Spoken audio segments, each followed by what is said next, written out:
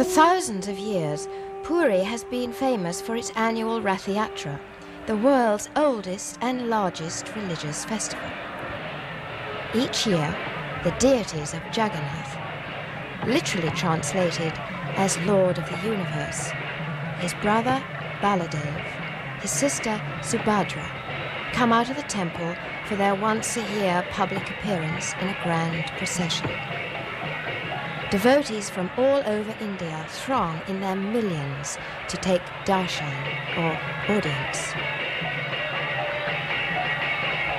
For the world's 700 million Hindus, the ancient holy city of Puri is a spiritual landmark.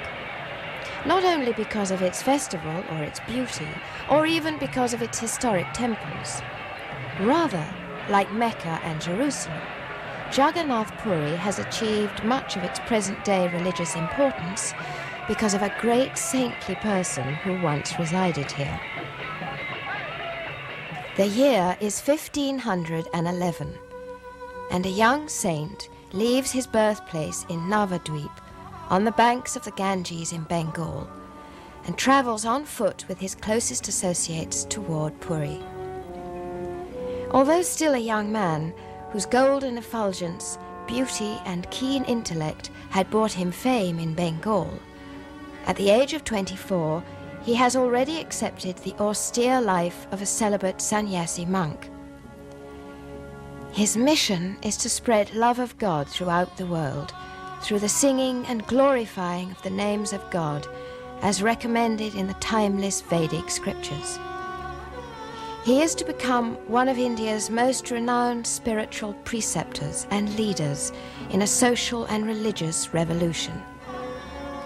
His name is Sri Chaitanya Mahaprabhu, and he is to leave an everlasting imprint upon the history of Puri.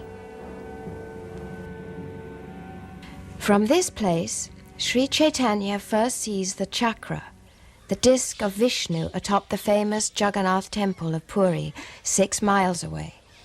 Here a memorial was established. It houses Sri Chaitanya's footprints in marble. Sri Chaitanya immediately goes to the famous temple, which is thousands of years old. Inside are the sacred deities of Lord Jagannath, which have been revered since antiquity and are known to bestow special blessings on their worshippers. Upon seeing the deity, Sri Chaitanya is so overwhelmed with spiritual ecstasy that he loses external consciousness and faints. He is brought to this nearby house, the home of Sarvabhauma Bhattacharya, the leading philosopher and spiritual advisor to the king of Orissa, King Prataparudra. Sarvabhauma is India's most famous Mayavadi, or impersonalist, who teaches that God is energy, but without personality and form.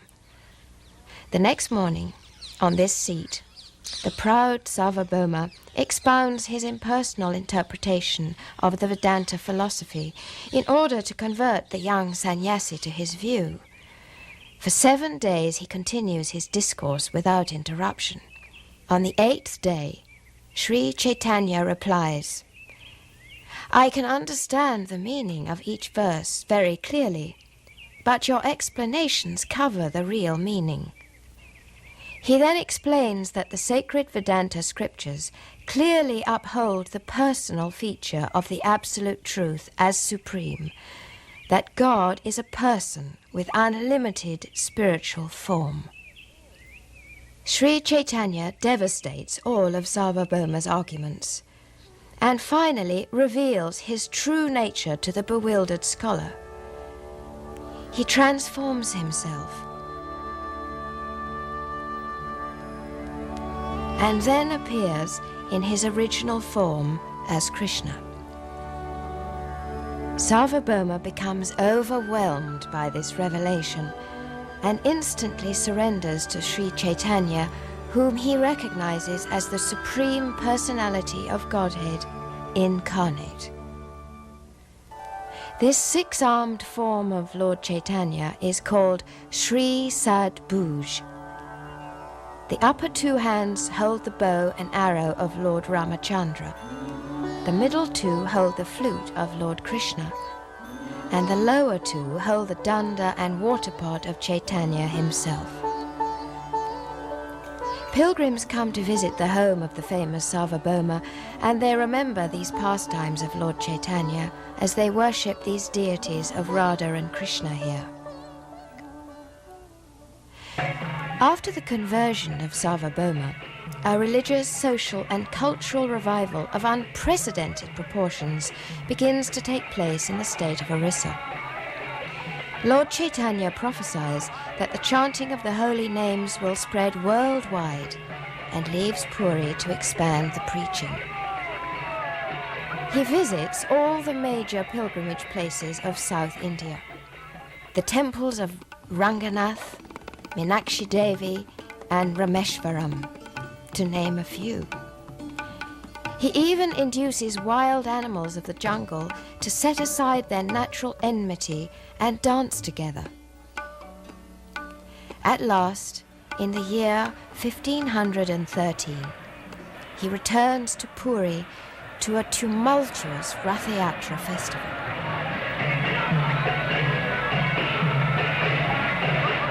King Prataparudra personally begins to sweep the path before the deity with a golden broom, a tradition followed even today by his descendants.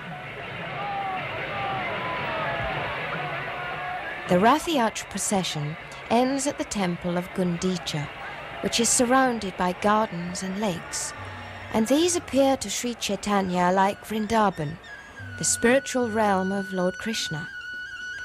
With his devotees, Sri Chaitanya reenacts the pastimes of Vrindavan here. Sometimes they enter the lake Indradyumna, where the Lord sports with his associates. At the nearby Alanath temple, Sri Chaitanya prostrates himself before the Vishnu deity, and his body becomes so hot due to his feelings of intense love of God that the stone floor upon which he lays melts, and to this day bears the imprint of his body.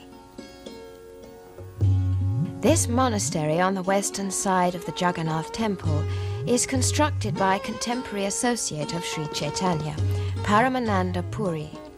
But unfortunately, the water so necessary for the self-sufficiency of the compound is bitter and unusable.